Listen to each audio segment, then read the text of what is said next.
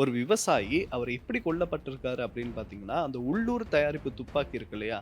அதால 3 முறை சுடப்பட்டு தான் இவர் வந்து கொலை செய்யப்பட்டிருக்காரு. அன்ருகுமார் திசாநாயக்க இந்த கிரிக்கெட் தொடர்பா ஒரு அதிரடி முடிவு எடுத்திருக்காரு. முன்னாள் ஜனாதிபதி மஹிந்த ராஜபக்ஷ இருக்கார் இல்லையா? அவர் வந்து ஒரு பகுதி சொத்து ஆவணங்கள தான் சமர்ப்பிச்சிருக்காராம். அப்ப மிச் மிச்சம் மிச்சத்துக்கு வந்து கால டைம் கேட்டிருக்காராம். எதுக்காக டைமா இருக்கும்?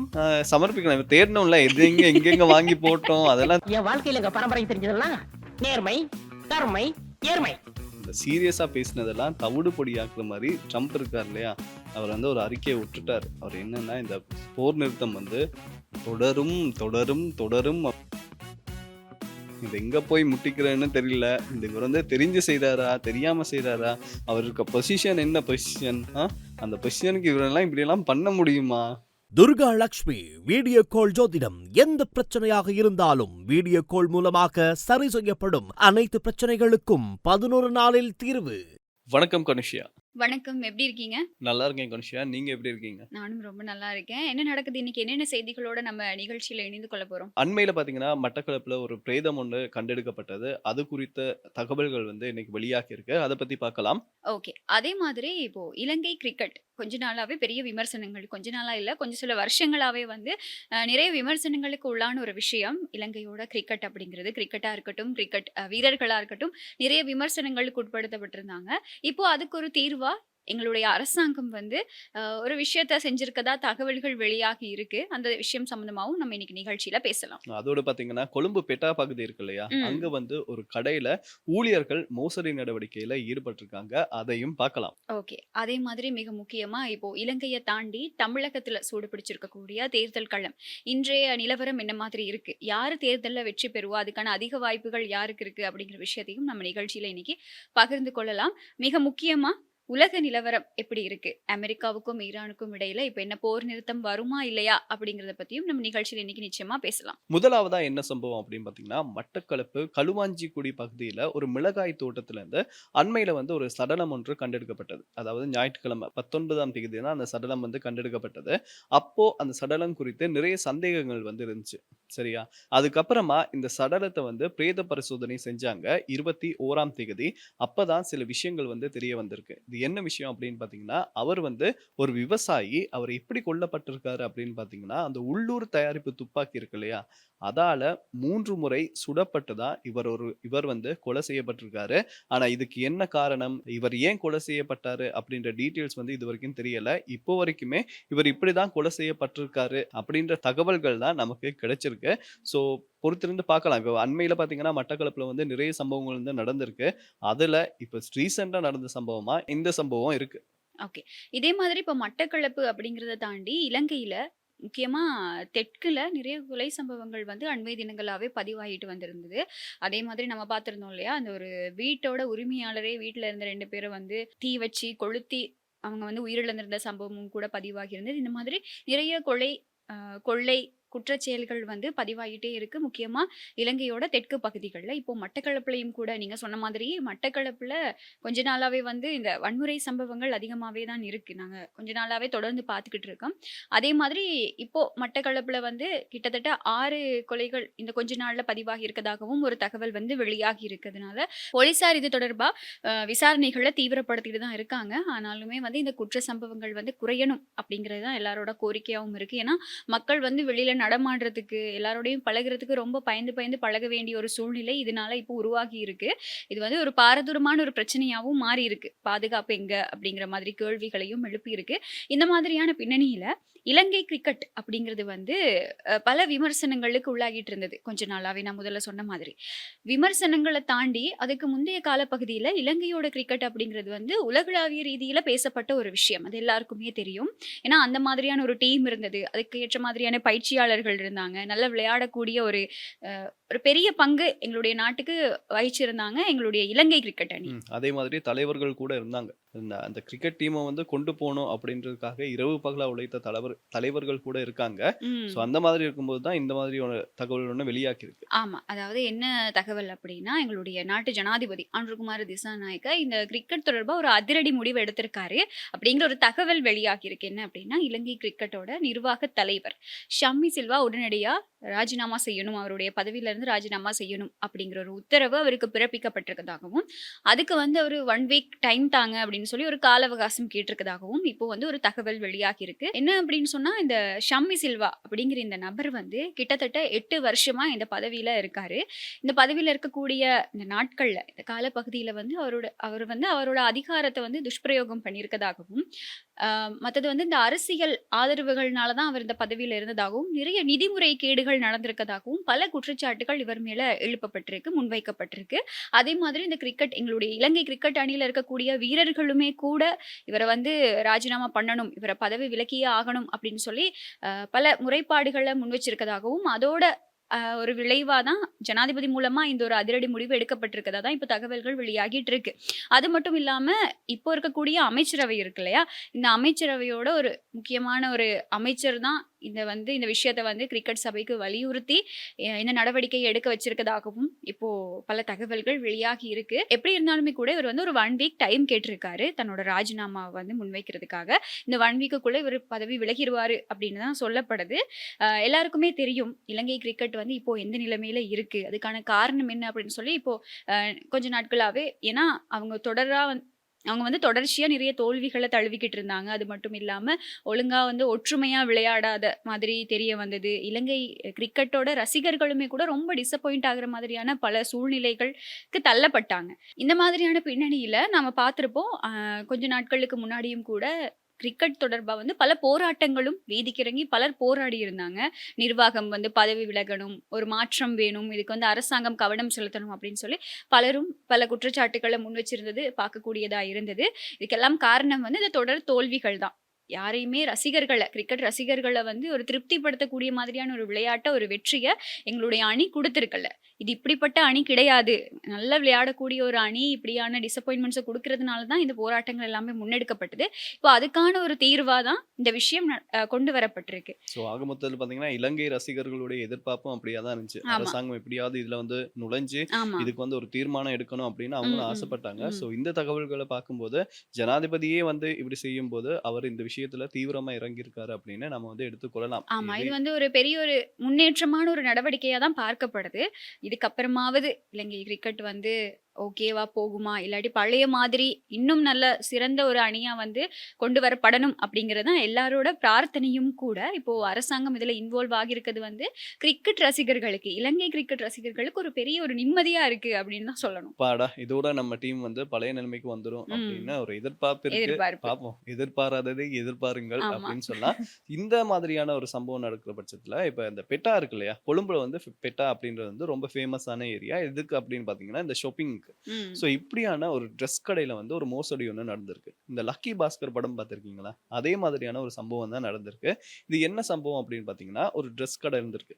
அந்த கடையில முகாமையாளர் இருப்பார் இல்லையா? அவரு, அந்த வேலை செய்றவங்க எல்லாருமே இருப்பாங்க இல்லையா? அப்படி இருக்கும்போது, உரிமையாளர் வந்து ஒரு போலீஸ் கம்ப்ளைண்ட் குடுக்குறாரு. அவரு என்ன குடுக்குறாரு அப்படின்னு பார்த்தீங்கன்னா, அவருடைய கடையிலிருந்து 62,00,000 பெறுமதியான சாமான்கள், காசு இது எல்லாமே காணாம போயிருக்கிறதா போலீஸ்ல வந்து முறைப்பாடு குடுக்குறாரு. இதுக்கப்புறமா போலீஸார் வந்து விசாரணைகள மேற்கொள்றாங்க. விசாரணைகளை மேற்கொள்ளும்போது தான் அவங்களுக்கு 4 பேர் மேல டவுட் வருதாம்.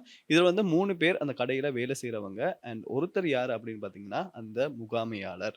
இந்த 4 பேர்கிட்டயுமே விசாரிக்கும்போது தான் சில திடுக்குற விஷயங்கள் வந்து வெளியில வருது. அது என்ன விஷயம் அப்படின்னு பார்த்தீங்கன்னா, அவங்க வந்து ரூ. 32,00,000 பணத்த வந்து அந்த கடையில இருந்து எடுத்திருக்காங்க. இது மட்டும் இல்லாம 30,00,000 பெறுமதியான உடைகள் இருக்கு இல்லையா? அதையும் அவங்க வந்து எடுத்திருக்காங்க.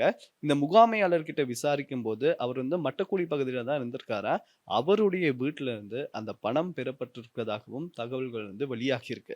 கொஞ்சம் யோசிச்சு பாருங்க. ஒரு நிறுவனத்துக்கு வந்து வேலையாட்களை எடுக்கும்போது, அந்த நிறுவனம் வந்து எவ்வளவு நம்பிக்கையோட எடுப்பாங்க. அப்படி இருக்கும்போது, அந்த வேலையாட்களே இப்படி பண்ணும்போது, அடுத்தடுத்த நிறுவன உரிமையாளர்களுக்கு வந்து பயம் வந்துரும் இல்லையா? ஆமா, நிச்சயமா. நம்பிக்கை அப்படிங்கிறத தாண்டி, இப்போ எவ்வளவு நாட்களா இந்த விஷயங்கள் நடந்துகிட்டு இருக்கு. இது வந்து ஒரு டீமா சேர்ந்து இந்த மாதிரியான கொள்ளைகள்ல ஈடுபடுறது வந்து உண்மைக்குமே அதிர்ச்சிய குடுக்கக்கூடிய ஒரு விஷயமா தான் இருக்கு. இப்பவே அவங்களுக்கு அது தெரிய வந்து ஒரு முறைப்பாடு மூலமா இது வெளிச்சத்துக்கு வந்ததே பெரிய விஷயம் அப்படின்னு தான் சொல்லணும். இந்த 62,00,000 இன்னும் எத்தனை கோடி வரைக்கும் கொள்ளையிடப்பட்டிருக்கிறதுக்கான வாய்ப்புகளும் இருந்திருக்கும் இல்லையா? அதனால கொஞ்சம் பாரதூரமான ஒரு பிரச்சனையா தான் இருக்கு. இப்போ போலீசார் விசாரணைகள் நடத்திட்டு வராங்க இல்லையா? ஆமா. இதுக்கப்புறம் தான் தெரியும். இவங்க வந்து ஆல்ரெடி இதுக்கு முன்னாடியே பண்ணியிருக்காங்களா? ஆமா. இல்லாட்டி இனிமே ஃபியூச்சர்ல இப்படி பண்ணலான்னு ஐடியா பண்ணியிருக்காங்களா? அப்படின்றது தெரியல. அண்ட் இவங்க எத டார்கெட் பண்ணி பண்ணியிருக்காங்க அப்படின்னு பார்த்தீங்கன்னா, இந்த சித்திரை வருட பிறப்பு இருக்கு இல்லையா? ம், ம், அதாவது ம். 1ஆம் திகதியிலேருந்து 12ஆம் திகதி. இதுக்குள்ள தான் இவ்வளவு விஷயங்களும் நடந்திருக்கு. ஸோ இவங்க எல்லாருமே பிளான் பண்ணி சரியா அந்த விஷயத்த வந்து செஞ்சிருக்காங்க. பட் எங்கேயோ ஒரு தப்பு பண்ணியிருக்காங்க. அது வந்து உரிமையாளர்கிட்ட மாட்டுப்பட அவர் போய் போலீஸ்ல கம்ப்ளைண்ட் பண்ண இந்த விஷயம் வந்து வெளிச்சத்துக்கு வந்திருக்கு. ஒருவேளை தனியா ஏதாவது ஷாப் வச்சு நடத்திருவாங்களோ? ஆமா. 62,00,000 பெறுமதியான சாமான், காசு, 30,00,000 பெறுமதியான ட்ரெஸ்ன்னு பார்க்கும்போது தனியா ஒரு கடை நடத்தலாம். ம். அதான் அத டார்கெட் பண்ணி ஏதாவது எல்லாருக்குமே வந்து பணத் தேவை அப்படிங்கிறது வந்து அதிகமாவே இருக்குதான். யாருமே அது இல்லன்னு சொல்ல முடியாது. நாட்டுல இருக்கக்கூடிய நிலைமைகள், பொருளாதார பிரச்சனைகள் இது எல்லாத்தையும் வச்சு பார்க்கும்போது, பணம் அப்படிங்கிறதோட தேவை வந்து அதிகமாவே இருக்கு. நம்ம எவ்வளவு சம்பாரிச்சாலும், நம்ம எவ்வளவு வேலைக்கு போனாலுமே கூட, அந்த அமௌண்ட்ட வச்சு, அந்த கிடைக்கக்கூடிய அந்த சம்பளத்த வச்சு, எவ்வளவு நம்ம எங்களுடைய தேவைகள பூர்த்தி செய்ய ட்ரை பண்ணாலும் கூட அது முடியாம போற சந்தர்ப்பங்கள் உண்டு. ஆனா, எப்பவுமே இந்த மாதிரியான செயல்கள்ல ஈடுபடக்கூடாது அப்படிங்கிறது தான். எல்லாத்தையும் தாண்டி நீங்க சொன்ன மாதிரி அந்த நிறுவனத்தோட தலைவருக்கு என்ன மாதிரியான ஒரு இந்த விஷயம் வந்து எவ்வளவு ஏத்துக்கொள்ள முடியாத ஒரு விஷயமா மாறி இருக்கும் இல்லையா? அதனால வெயிட் பண்ணி பார்க்கலாம் விசாரணைகள்ல என்ன மாதிரியான தகவல்கள் வருது அப்படின்னு சொல்லி. சரி. இது இப்படி இருக்கும்போது பார்த்தீங்கன்னா, முன்னாள் ஜனாதிபதி மஹிந்த ராஜபக்ஷ இருக்கார் இல்லையா? ம். இவரு வந்து அண்மையில அவருடைய சொத்து டீட்டெயில்ஸ் வந்து சமர்ப்பிச்சிருந்தாரு. ஆமா. அவரு 10ஆம் தேதிக்கு முன்னாடி. 10ஆம் தேதிக்குள்ள ம். அதுக்கப்புறமா டைம் எடுக்கக்கூடாது. ஆமா. 10ஆம் தேதிக்குள்ள நீங்க வந்து சமர்ப்பிக்கணும் அப்படின்னு அரசாங்கம் கூட ஸ்ட்ரிக்ட்டா வந்து சொல்லியிருந்தாங்க. சொல்லியிருந்தாங்க. அதே மாதிரி இவங்களும் வந்து ம். சமர்ப்பிச்சிருந்தாங்க. ஆமாமா. அப்ப நிறைய பேர் வந்து சொன்னாங்க, "பார்த்தல்ல என் தலைவர ஆமா. சமர்ப்பிச்சுட்டாரு." நாங்க அப்படி கூட பேசியிருந்தோமே. நம்ம கூட பேசியிருந்தோம். அவங்க ஆமா. வந்து டைமுக்கு சமர்ப்பிச்சுட்டாங்க ம். அப்படின்னா, ஆனா இப்போ வந்து தகவல்கள் என்ன வெளியாகிரு அப்படின்னு பார்த்தீங்கன்னா, அவர் வந்து சமர்ப்பிச்சிருக்காரு. ம். ஆனா, அவர் வந்து ஒரு பகுதி இந்த சொத்துக்கள் இருக்கு இல்லையா? சொத்து ஆவணங்கள தான் சமர்ப்பிச்சிருக்காராம். அப்ப மிச்சம்? மிச்சத்துக்கு வந்து கால டைம் கேட்டிருக்காராம். கொஞ்சம் டைம் தாங்க. நான் வந்து சமர்ப்பிக்கிறேன் அப்படின்ற மாரி டைம் கேட்டிருக்காராம். எதுக்காக டைமா இருக்கும்? சமர்ப்பிக்கணும். தேடணும்ல. எது எங்கெங்க வாங்கி போட்டோம் அதெல்லாம் தேடணும்ல. ஏன்னா 1, 2 வாங்கி போட்டா தெரியும். பரவால்ல. இது நெறைய வாங்கி போட்டதால இப்ப கண்டுபிடிக்கணும்ல எங்கெங்க ம். வச்சிருக்கோம் அப்படின்றத. ஆமா. ஸோ அதுக்காக டைம் கேட்டிருப்பாரோ என்னவோ தெரியல. ஸோ இப்ப இவருடைய அந்த ஆதரவாளர்கள் எல்லாம் இருக்காங்க இல்லையா? வீரவசனம் பேசிய ம், ம், ஆதரவாளர்கள்லாம் இப்ப ம். கொஞ்சம் ஏமாற்றம் அடைஞ்சிருக்கதாகவும் தகவல்கள் வந்து வெளியாகி இருக்கு. ஆமா. என்னடா எங்களுக்கு சொல்லாம இப்படி பாதிய தான் குடுத்துருக்காரு அப்படின்னு சொல்லி புலம்பிட்டு இருக்காங்களா இருக்கும். என்னன்னா, நீங்க கூட நேத்து ஒரு செய்தி வெளியாகி இருந்தது இல்லையா? அவர் வந்து இவருடைய மனைவியோட பெயர்ல வந்து ம்ஹ்ம். ஒருத்தங்க வந்து தங்குறதுக்காக குடுத்திருந்த வீட்ல வந்து அவர் அந்த வீட்டையே உரிமையாக்கிக்கிட்டதா கூட ஒரு செய்தி வெளியாகி இருந்தது. அதனால நீங்க சொன்ன மாதிரி தான். இவங்களுக்கு எங்கெங்க சொத்து இருக்கு? எந்த இடத்துல இவங்க யார் பேர்ல சொத்து வாங்கி வாங்கியிருக்காங்க வச்சிருக்காங்க? அப்படின்றதும் தெரியல இல்லையா? ஆமா. அப்படிங்கிறது வந்து கொஞ்சம் லிஸ்ட் அவுட் பண்றதுக்கு டைம் தேவைப்படும் தான். ஆனா, சரி ஓகே. எப்படியோ நீங்க முழு சொத்து பொறுப்பையும் நீங்க குடுத்துட்டீங்கன்னா, ஓகே தான். அதாவது அரசாங்கம் இப்ப என்ன சொல்லியிருக்கு அப்படின்னு பார்த்தீங்கன்னா, இவங்க வந்து முழுசா குடுத்ததுக்கு அப்புறம் தான் விசாரணைகள வந்து ஆரம்பிக்க முடியும் அப்படின்னு சொல்லியிருக்காங்க. ஸோ இப்ப இவங்க தர்ற வரைக்கும் வெயிட் பண்ணிக்கிட்டு இருக்காங்களாம். அதுக்கப்புறமா அதிரடியில இறங்குவோம் அப்படின்ற மாரியும் ஒரு கதைகள் வந்து அடிபடுது. பார்க்கலாம், பார்க்கலாம். பாருங்க இப்ப 10ஆம் தேதிக்கு முன்னாடி அவர வந்து எல்லா சொத்துக்களையும் வந்து குடுக்கணும் ஒப்படைக்கணும் அப்படின்னு சொல்லியிருந்தாங்க. 10ஆம் தேதி குடுத்தது இன்னைக்கு 22ஆம் தேதியா? இன்னைக்கு தான் வந்து இவங்க பாதி தான் குடுத்துருக்காங்கங்கிறதையே விசாரணை மூலமா கண்டுபிடிச்சிருக்காங்க. இப்ப முழுசா குடுத்து அது யாரோடது, எவரோடதுன்னு கண்டுபிடிக்கிறதுக்குள்ள, ஓகே ஏதோ முழுசையும் அவரு ஒப்படைச்சுட்டாருன்னா யாருக்கும் பிரச்சனை இல்ல. அவருக்கும் பிரச்சனை இல்ல, அரசாங்கத்துக்கும் பிரச்சனை இல்ல, நாட்டு மக்களுக்கும் ஒரு வெளிப்படை தன்மை இருக்கும் இல்லையா? அ பார்த்து ஏதாவது பண்ணுங்க. நம்ம அரசியல் நிலவரம் வந்து இப்படி இருக்கும்போது, தமிழக சட்டமன்ற தேர்தல் இருக்கு இல்லையா? அந்த நிலவரம் என்ன மாரி இருக்கு கனுஷியா? ஓகே. தமிழக சட்டமன்ற தேர்தல் அப்படிங்கிறது வந்து தமிழகத்த தாண்டி இலங்கையில தமிழ் பேசக்கூடிய மக்கள் மத்தியிலயும் வந்து இப்போ அதிக அளவுல பேசுபொருளா இருக்கக்கூடிய ஒரு விஷயமா தான் பார்க்கப்பட்டு வருது. அது மட்டும் இல்லாம இலங்கையில இருக்கக்கூடிய சில தமிழ் பாராளுமன்ற உறுப்பினர்களாக இருக்கட்டும், தமிழ் அரசியல்வாதிகளாக இருக்கட்டும், பல பேர் வந்து அங்க இருக்கக்கூடிய சில வேட்பாளர்களுக்கு சப்போர்ட் பண்ணி அவங்களுடைய சமூக வலைத்தளங்கள்ல பல பதிவுகள முன்வைக்கிறதையும் பார்க்கக்கூடியதா இருக்கு. பரவால்ல நல்ல விஷயம் தான். எங்களுடைய நாட்ட தாண்டி பக்கத்து நாட்டுல அதுவும் எங்களுடைய சகோதர நாட்டுல வந்து நடக்கக்கூடிய ஒரு தேர்தலுக்கு இவ்வளவு சப்போர்ட் பண்றாங்க அப்படிங்கிறது வந்து பாராட்டக்கூடிய, வரவேற்கத்தக்க ஒரு விஷயமா தான் பார்க்கப்படுது. இது இப்படி இருக்க, இப்போ பிரச்சாரங்கள் எல்லாம் வந்து நேற்றைய தினத்தோட முடிஞ்சிருக்கு. இப்போ கொஞ்சம் அந்த கொண்டாட்டங்கள் ஓய்வடைஞ்சிருக்கு அப்படின்னு தான் சொல்லணும். சோசியல் மீடியாவுக்கு ஒரு ரெஸ்ட் அப்படின்னு எடுத்துக்குவோமே. ஸோ நாளைய தினம் வந்து இந்த தேர்தல் நடவடிக்கைகள் எல்லாமே வந்து ஆரம்பிக்க போகுது. அதே மாதிரி 734 தொகுதிகள்ல 4023 வேட்பாளர்கள் வந்து போட்டியிட்டுட்டு இருக்காங்க. இவங்களுக்கு வாக்களிக்கிறதுக்கு தமிழ்நாட்டு மக்கள் தயாரா இருக்காங்க. இப்போ நீங்க பார்த்தீங்க அப்படின்னு சொன்னா, இன்ஸ்டாவா இருக்கட்டும், Facebookஆ இருக்கட்டும், TikTokஆ இருக்கட்டும், இதுல வந்து நம்ம போகும்போது, பார்க்கும்போது நிறைய ரீல்ஸ் வரும் இல்லையா? இந்த ரீல்ஸ்லலாம் வந்து வந்துகிட்டு இருக்கிறது என்ன அப்படின்னு சொன்னா, தமிழ்நாட்டுல இருக்கக்கூடிய இளைஞர்கள், அதுவும் முக்கியமா தமிழ்நாட்டுல இருந்து இந்தியாவை விட்டு வெளிநாடுகள்ல போய் வேலை செஞ்சுக்கிட்டு இருக்கக்கூடிய இளைஞர்கள் என்னன்னா, ஆனா ஊனா எல்லாம் பாஸ்போர்ட்ட கையில வச்சுட்டு, "நாங்க வர்றோம் வோட் போடுறதுக்கு. நீங்க நாங்க வர்றோம். உங்களுக்காக தான் வர்றோம்." அப்படின்னு சொல்லி ஒருத்தவங்களோட பேர மென்ஷன் பண்ணி பல மாதிரி இப்போ வந்து பிரச்சாரம் பண்ணிக்கிட்டு இருக்காங்க. அது மட்டும் இல்லாம அவங்க வந்து தங்களுடைய வாக்க வழங்குறதுக்காக வந்துட்டு இருக்காங்க. ஒரு காலத்துல இது எப்படி இருந்துச்சு அப்படின்னு சொன்னா, இந்த ஒரு ஓட்டுக்காக நாங்க இங்கருந்து செலவழிச்சுட்டு அவ்வளோ தூரம் வந்து இந்த ஒரு ஓட்ட போட்டு போகணுமா? எதுக்கு சும்மா வீண் செலவு? நாங்க ஏன் போகணும்? என்ன மாறப்போகுது? அப்படின்ற இந்த மைண்ட் செட் இப்போ இல்ல, இல்ல நாங்க வர்றோம். எங்களோட அந்த சர்க்கார் படம் பார்த்துருக்கீங்க இல்லையா? ஆமாமா. அந்த நான் கூட ஒரு இப்ப விரல் அதான் புரட்சின்னு சொல்லுவாரு நான் அதுல. கூட இப்ப அதான் சொல்லணும்னு இருந்தேன். அந்த ம். ஒரே ஒரு படத்த வச்சு இப்ப இவ்வளவு மாற்றங்கள் வந்து வந்திருக்காரு. ஸோ அவருடைய படத்த பார்த்து கூட இந்த முடிவு வந்து சில பேர் எடுத்திருப்பாங்க. அண்ட் நீங்க சொன்ன மாரி இலங்கையில வந்து எல்லாருமே ஹைப் ஆகுறதுக்கு என்ன காரணம் அப்படின்னு பார்த்தீங்கன்னா, தமிழக சட்டமன்ற தேர்தல்ல அதுல வந்து ஒரு வேட்பாளர் வந்து போட்டியிடுறாரு இல்லையா? இவங்க வந்து நாளைக்கு அந்த தேர்தலுக்காக அவங்க வந்து வெயிட் பண்ணிக்கிட்டு இருக்காங்களா இல்லையான்னு தெரியல.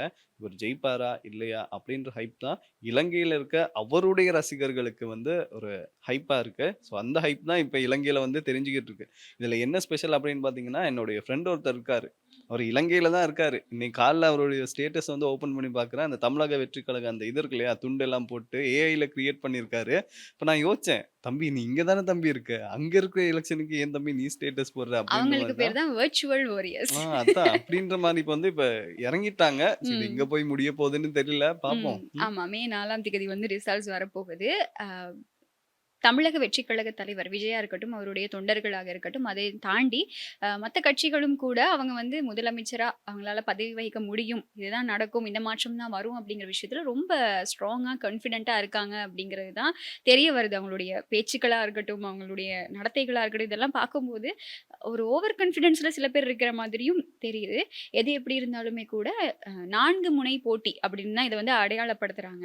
தமிழக வெற்றிக் கழகம், திமுக, அதிமுக, நாம் தமிழர் கட்சி, அது மட்டும் இல்லாம அ பாஜகவும் இருக்கு. இதெல்லாம் சேர்ந்து வந்து போட்டி வந்து தீவிரமடைஞ்சிருக்கு அப்படின்னு சொல்லி தான் தகவல்கள் வெளியாயிட்டு இருக்கு. ஸோ வெயிட் பண்ணி பார்ப்போம். நாளைக்கு வந்து தேர்தல் ஆரம்பிக்க போகுது. அதுக்கப்புறம் வந்து இந்த தேர்தல் வாக்காளர்கள் வந்து அவங்களுடைய வோட்ஸ வந்து குடுக்க போறாங்க. 4ஆம் தேதி ரிசல்ட்ஸ் வரப்போகுது. யாரு தமிழ்நாட்டோட முதலமைச்சரா வரப்போறாங்க அப்படிங்கிற ஒரு பெரிய கேள்வி தமிழகத்த தாண்டி உலகளாவிய ரீதியில இருக்கக்கூடிய தமிழ் மக்கள் மத்தியில ஒரு பெரிய பேசுபொருளா மாறியிருக்கு அப்படிங்கிறது வந்து எல்லாருக்குமே தெரியும். இதுக்கான காரணம் என்னன்னு சொன்னா, சமூக வலைத்தளங்கள் இருக்கு இல்லையா? சோசியல் மீடியா மூலமா இப்போ அதிகமா அ இந்த பிரச்சாரங்கள் வந்து தீவிரமடைஞ்சிருக்கு. அப்படிதான் சொல்லணும். ஸோ வெயிட் பண்ணி பார்க்கலாம். சோ நல்ல வரலாறு விஷயம் காணாத நடக்கும். வெற்றிய பதிவு செய்வாரா? இல்லையா? அப்படின்றது வந்து ஆமா, பொறுத்திருந்து பார்க்கலாம். சோ ஆமா. இது இப்படி இருக்கும்போது பார்த்தீங்கன்னா, உலக நிலவர பக்கம் வந்து வருவோம். ம். நம்ம வந்து நேத்தே சொல்லியிருந்தோம். ஆமா. அமைதி அந்த என்ன போர் நிறுத்தம் வந்து 10 நாள்ல முடியுது. என்ன நடக்க போதோ தெரியல. ட்ரம்ப் வந்து என்ன மூட்ல இருக்காரோ தெரியல அப்படின்ற மாரி நம்ம வந்து நேத்து சீரியஸா ம், பேசியிருந்தோம். ம், ம். அந்த சீரியஸா பேசினதெல்லாம் தவிடு பொடியாக்குற மாரி ட்ரம்ப் இருக்கார் இல்லையா? அவர் வந்து ஒரு அறிக்கைய விட்டுட்டாரு. அவர் என்னன்னா, இந்த போர் நிறுத்தம் வந்து தொடரும், தொடரும், தொடரும் அப்படின்னு போட்டுக்கிட்டே போறாப்புல. கமா போட்டுக்கிட்டே போறாப்புல. ஃபுல் ஸ்டாப் காலவரையின்றி தொடரும். காலவரையின்றி தொடரும் அப்படின்னு ஒரு கமா ஒண்ணு போட்டிருக்காரு. இது வந்து எல்லாருமே எதிர்பார்த்தது தான். அன்றே கணித்தார் அருண் அப்படின்னு சொல்லி. அப்படின்ற மாரி தான். இது ஏன் அப்படின்னு பார்த்தீங்கன்னா, தெரியும்ல. ஆ. ட்ரம்ப் யாரு? நம்ம பையன். இதுதான் பண்ணுவாரு அப்படின்றது தெரிஞ்ச விஷயம் தான். ஸோ ம். அதே மாதிரி அவர் வந்து பண்ணியிருக்காரு. இதுல என்ன ஸ்பெஷல் அப்படின்னு பார்த்தீங்கன்னா, "விழுந்தாலும் மீசையில மண் ஒட்டல" அப்படின்ற மாரி இவர் என்ன சொல்லியிருக்காரு அப்படின்னு பார்த்தீங்கன்னா, "நான் எல்லாம் இது போடல. இந்த பாகிஸ்தான் பிரதமர் இருக்கார் இல்லையா? அவங்கலாம் சொன்னாங்க. கேட்டுட்டே இருக்காரு. கேட்டுக்கிட்டே இருக்காங்க. சரி போனா போதுன்ட்டு நான் வந்து நீட்டிச்சிருக்கேன்" அப்படின்ற மாரி சொல்லியிருக்காரு. இது எங்க போய் முட்டிக்கிறேன்னு தெரியல. இவர் வந்து தெரிஞ்சு செய்றாரா? தெரியாம செய்றாரா? அவர் இருக்க பொசிஷன் என்ன பொசிஷன்? அந்த பொசிஷனுக்கு இவரெல்லாம் இப்படியெல்லாம் பண்ண முடியுமா? ம். அதான். ஒரு வல்லரசு நாட்டோட ஜனாதிபதி. அவர் தான் இந்த மாதிரியான செயல்பாடுகள், இந்த மாதிரியான நடவடிக்கைகள வந்து மேற்கொண்டுட்டு இருக்காரு அப்படிங்கிறது வந்து ஒரு பெரிய ஒரு சர்ச்சையா மாறி இருக்கு. அது எல்லாத்தையுமே தாண்டி இந்த நடுக்கடல்ல வந்து பதட்டம் கொஞ்சம் தீவிரமடைஞ்சிருக்கு. ஏன்னா, அமெரிக்காவோட கப்பல்கள ஈரான் தாக்குறதும், ஈரானோட கப்பல்கள வந்து அமெரிக்கா சிறைப்பிடிக்கிறதும் அப்படின்னு சொல்லி மாறி, மாறி இப்போ இந்த நடுக்கடல்ல பிரச்சனை வந்து கொஞ்சம் தீவிரமடைஞ்சுகிட்டு போகுது அப்படின்னு தான் சொல்லணும். நேற்றைய தினம் கூட இந்திய பெருங்கடல்ல வந்து ஈரானோட ஒரு எண்ணெய் கப்பல வந்து அமெரிக்கா சிறைப்பிடிச்சிருந்தது. அதுவும் இலங்கைக்கு பக்கத்துல. இலங்கைக்கும் மலாக்கா நீரிணைக்கும் இடையில இருக்கக்கூடிய பகுதியில தான் அமெரிக்காவோட ஒரு ஹெலிகாப்டர் வந்து அந்த கப்பல வந்து சிறைப்பிடிக்கிற வீடியோ வந்து அவங்க அமெரிக்க தரப்பாலே வந்து வெளியிடப்பட்டிருந்தது. இப்படிதான் வந்து மாறி மாறி தாக்குதல் நடவடிக்கைகள் வந்து தீவிரப்படுத்தப்பட்டுட்டு இருக்கு. இப்போ இந்த நடுக்கடல்ல நடந்துகிட்டு இருக்கக்கூடிய இந்த பதட்டம் என்னைக்கு ஒரு பெரிய போரா மாறப் போகுது அப்படிங்கிற ஒரு கேள்வி இருக்கு. அது மட்டும் இல்லாம ட்ரம்ப் தன்னோட சோஷியல் மீடியால ஒரு போஸ்ட் போட்டிருக்காரு. என்ன அப்படின்னு சொன்னா, இப்போ ஈரான் அரசாங்கத்தோட நிதி இருக்கு இல்லையா? அது வந்து சிதைஞ்சிருக்கு. அப்ப ஈரான் அரசாங்கத்துக்கு இதுக்கு மேல எதுவும் கிடையாது அப்படின்னு சொல்லி ஒரு பதிவையும் அவரோட சோஷியல் மீடியால பதிவிட்டிருக்காரு. ஆனா ஈரான்ல இருந்து என்ன சொல்றாங்கன்னா, இல்ல நாங்க வந்து நீங்க தாக்குதல் நடத்துறீங்க, எங்களுடைய கப்பல்கள சிறைப்பிடிக்கிறீங்க. முக்கியமா வந்து போர் நிறுத்தம் இப்ப காலவரையறையின்றி போர் நிறுத்தம் நீட்டிக்கப்பட்டிருக்கு அப்படின்னு ட்ரம்ப் மூலமாவே ஒரு அறிவிப்பு வெளியிடப்பட்டிருக்கு இல்லையா? இந்த அறிவிப்ப வச்சுக்கிட்டே அதாவது போர் நிறுத்தம் இருக்கும்போதே நீங்க என்னன்னு ஒரு நடுக்கடல்ல எங்களுடைய கப்பல வந்து சிறைப்பிடிக்க முடியும். அதுவும் போர் நிறுத்தத்த மீறுற ஒரு செயல் தானே. அப்ப நீங்க வந்து சட்ட ரீதியான சட்ட விதிமீறல்கள் பண்ணிக்கிட்டு இருக்கீங்க அப்படின்னு சொல்லி ஈரான் தரப்பு ஒரு பெரிய குற்றச்சாட்டையும் அமெரிக்கா மேல முன்வைக்கிறாங்க. இதோட எதிரொலி எப்படி இருக்கு அப்படின்னு சொன்னா, இன்னும் இந்த உலக நாடுகள்ல வந்து பெட்ரோல், டீசல் விலை வந்து இன்னும் குறைஞ்ச பாடா இல்ல. எல்லாமே வந்து இன்னும் எந்த அளவுக்கு அதிகரிக்கப்பட்டதோ, அதே அளவுக்கு அதிகரிக்கப்பட்டு, அதே அளவு அந்த ஹைக்கான பிரைஸ்ல தான் இருக்கு. இது இன்னும் குறையுமா? அப்படிங்கிறது வந்து இவங்க 2 பேருக்குடையில வரக்கூடிய இந்த அமைதி பேச்சுவார்த்தை மூலமா தான் தீர்மானமாகும். ஆல்சோ பார்த்தீங்கன்னா, ஈரான் வந்து இன்னொரு வார்னிங்கும் குடுத்திருந்தாங்க. என்ன அப்டின்னா, நீங்க வந்து ஆக்கிரமிப்பு நடவடிக்கைகள தொடர்ந்தா, நாங்க எந்த நேரமும் தாக்குறதுக்கு ரெடியா தான் இருக்கோம். ஆமா. போர் நிறுத்தம் அப்டின்னு சொன்னாலுமே, எங்களுடைய கைகள் வந்து அந்த கன் ட்ரிகர் இருக்கு இல்லையா? ம். அதுல வந்து அமர்த்துறதுக்கு தயாரா தான் இருக்கு அப்டின்ற மாரி சொல்றாங்க. ஏன்னா, உலக நாடுகளுக்கே தெரியும் இல்லையா? இப்ப வந்து இத பத்தி நாங்க நெறைய பேச ஆரம்பிச்சுட்டோம். போர் ஆரம்பிச்சதுலருந்து பேசும்போது, நமக்கே இப்ப தெரியுது ட்ரம்ப நம்பக்கூடாது அப்டின்னு தெரியுது. ஸோ, அந்த ஈரானுக்கும் அந்த நம்பிக்கை இருக்கும். ஸோ, அதனால தான் அவங்க வந்து எல்லாத்துக்குமே ரெடியா இருக்கேன் அப்டின்ற மாரியும் சொல்லியிருக்காங்க. ஆனா, இது வந்து இப்போதைக்கு முடியாது. தொடர்ந்து போய்க்கிட்டே இருக்கும் அப்டின்னு தான் நிறைய அரசியல் வல்லுனர்கள் வந்து சொல்லிக்கிட்டு இருக்காங்க. ஆமா. இப்போ இந்த போர் நிறுத்தம் அமுல்ல இருக்கிறதுனால பெரிய அளவிலான தாக்குதல்கள் நடத்தப்படாது. அதாவது ஆரம்பத்துல நம்ம எவ்வளோ தாக்குதல்கள பார்த்திருந்தோம் இல்லையா? 2 பேரும் மாறி மாறி தாக்குதல்கள் நடத்தி உயிரிழந்தவர்களோட எண்ணிக்கை வந்து அதிகரிச்சுக்கிட்டே இருந்தது. அந்த அளவுக்கான தாக்குதல்கள் இப்போ இருக்காது. ஏன்னா இது ஒரு போர் நிறுத்த காலப்பகுதி. அதுவும் கால வரையறை இல்லாம போர் நிறுத்தம் நீட்டிக்கப்பட்டிருக்கிறதுனால, இது எப்போ ஒரு முடிவுக்கு வரும் அப்படிங்கிறது வந்து ஒரு பெரிய கேள்வியா தான் இருக்கு. அத தாண்டி இந்த கடல் முற்றுகை நீடிக்கப்பட்டிருக்கு அப்படிங்கிறதுனால, இது கொஞ்சம் ஒரு நடுக்கடல்ல ஒரு பெரிய பிரச்சனையா மாறும் அப்படிங்கிற ஒரு எதிர்பார்ப்பு தான் இருக்கு. அந்த ஒரு பயம் வந்து உலக நாடுகளுக்கும் இருக்கு. ஏன் அப்படின்னு சொன்னா, அந்த அவங்களோட வர்த்தக கப்பல்கள் தானே அது மூலமா பயணிச்சுக்கிட்டு இருக்கு. இதனால மத்த உலக நாடுகளோட பொருளாதாரம் தானே பாதிக்கப்படுது. அதனால அது மத்த நாடுகளுக்கு ஒரு பெரிய அச்சுறுத்தலா மாறி இருக்கு. சரி, இப்ப இதுக்கான முடிவு என்ன அப்டின்றத வந்து பொறுத்திருந்து பார்க்கலாம். இன்னைக்கு வந்து இலங்கையில என்ன நடக்குது, உலகத்துல என்ன நடக்குது அப்டின்றத நிறைய விஷயங்கள் பார்த்தோம். இதே மாதிரி நாளைக்கும் பேச நான் ரெடியா இருக்கேன். ஓகே. நாளை தினமும் நிகழ்ச்சியோட சந்திக்கலாம். சந்திக்கலாம். பாய் பாய். துர்கா லட்சுமி வீடியோ கால் ஜோதிடம் எந்த பிரச்சனையாக இருந்தாலும் வீடியோ கால் மூலமாக சரி செய்யப்படும். அனைத்து பிரச்சனைகளுக்கும் 11 நாளில் தீர்வு.